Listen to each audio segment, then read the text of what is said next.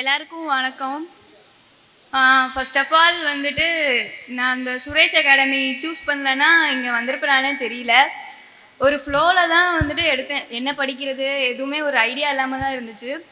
அதுக்கப்புறம் இன்ஜினியரிங் முடிச்சுட்டு என்ன பண்ணுறதுன்னு ஒரு ஐடியா இல்லாமல் இருக்கும்போது சரி சுரேஷில் ஜாயின் பண்ணலாம் அப்படின்னு சொல்லிட்டு தான் ஜாயின் பண்ணேன்.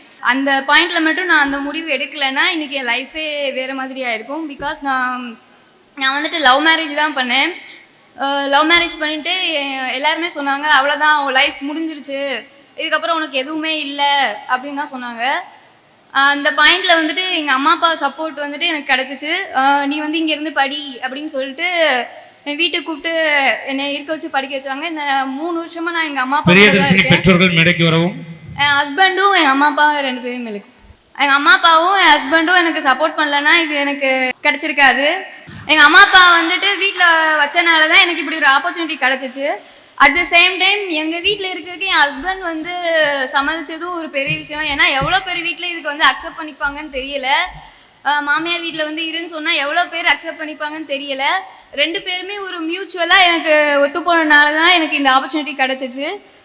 எனக்கு கிடைச்ச ஆப்பர்ச்சுனிட்டியை யூஸ் பண்ணிக்கணும் அப்படின்னு சொல்லிட்டு நானும் நைட்டு எல்லோரும் வீட்லேயும் லைட் ஆஃப் பண்ணதுக்கப்புறம் தான் எங்கள் வீட்டில் லைட் எரியும். ஒரு 11 to 12 தான் நான் படிக்கவே ஸ்டார்ட் பண்ணுவேன். எப்படி ஒரு நைட் 2 மணி ஆகும் நான் படித்து முடிச்சுட்டு தூங்க. அப்போல்லாம் எனக்கு ஒரு மாதிரி கஷ்டமாக இருக்கும். எல்லோரும் வந்துட்டு தூங்குறாங்களே, நம்ம மட்டும் இந்த டைமில் வந்து படிக்கிறோமே, இது நம்ம கரெக்டாக தான் போயிட்டுருக்கா. ஹெல்த் இஷ்யூஸும் அப்போ எனக்கு நிறையா வந்துச்சு, தலைவலி அந்த மாதிரிலாம் நிறையா வந்துச்சு.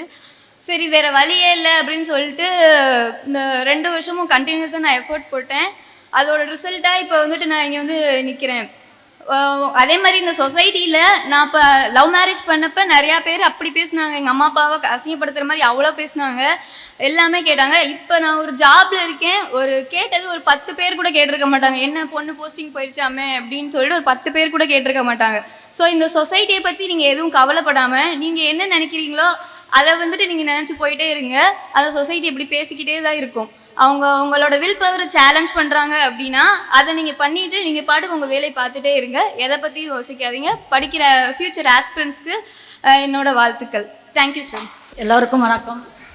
முதல்ல ஊருக்கு தான் நாங்கள் பயந்தோம், கூட்டிகிட்டு வந்து வச்சுக்கிட்டா என்னன்னு சொல்லுவாங்களே அப்படின்னு சொல்லிட்டு. ஆனால் நல்லா 10th நல்ல மார்க் எடுத்துச்சு, +2 நல்ல மார்க் எடுத்துச்சு. அப்புறம் அதுக்கு எதிர்காலம் எதாவது போயிருமேன்னு சொல்லிட்டு நல்லா சப்போர்ட் பண்ணோம். நல்லா படிச்சிச்சு. குழந்தை பிறந்ததுக்கப்புறம் அவனையும் நாங்கள் நல்லா பார்த்துட்டு படிக்க மட்டும் வேறு எதுவும் செய்ய வேணாம்னு சொல்லிட்டு இப்போ இங்கே தான் ராம்நாட்டில் தான் வேலை பார்க்குது. நாங்கள் தான் எல்லாம் வச்சு பார்த்துக்குறோம். எல்லாம் பேரண்ட்ஸ் சப்போர்ட் பண்ணுங்கள், பிள்ளைய நல்லா முன்னாடி வருவாங்க. தேங்க்யூ. எல்லாருக்கும் வணக்கம். எங்களுடைய வாழ்க்கையை சிரமமான வாழ்க்கை தான். அதிலேயே நாங்கள் முன்னேறி வந்தோம். திரும்ப லவ் மேரேஜ் முடிஞ்ச பின்னாடி எங்களுக்கு வாழ்க்கையே மறுஜென்மமாக இருந்துச்சு. யாருக்கும் இதுமாரி நடக்கக்கூடாது. இப்போ தாய் தந்தையோட அனுமதியோடு செய்யுங்க, அதுதான் நல்லது. ஒவ்வொரு பிள்ளைகளும் படிக்கிறது தனக்காக படிங்க, பெற்றோர்களுக்காண்டி படிக்காதீங்க. அவங்கவுங்க எதிர்காலத்தை நினச்சி படிங்க. நாங்கள் இருக்கிறது கொஞ்சம் காலம்தான், 5 வருஷம் 10 வருஷம் 15 வருஷம் எங்கள் காலத்தில் முடிஞ்சு போகும். ஆனால் உங்களுடைய லைஃப்பை நீங்கள் முன்னேற்றணும், முன்னுக்கு வரணும். நல்லபடியாக சொசைட்டியில் நல்ல முன்னேறி வரணும்.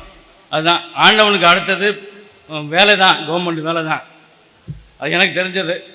அது தப்பாக இருந்தால் மன்னிச்சுக்கணும். நன்றி, வணக்கம். சுரேஷ் IAS அகாடமி, வெற்றியின் முகவரி.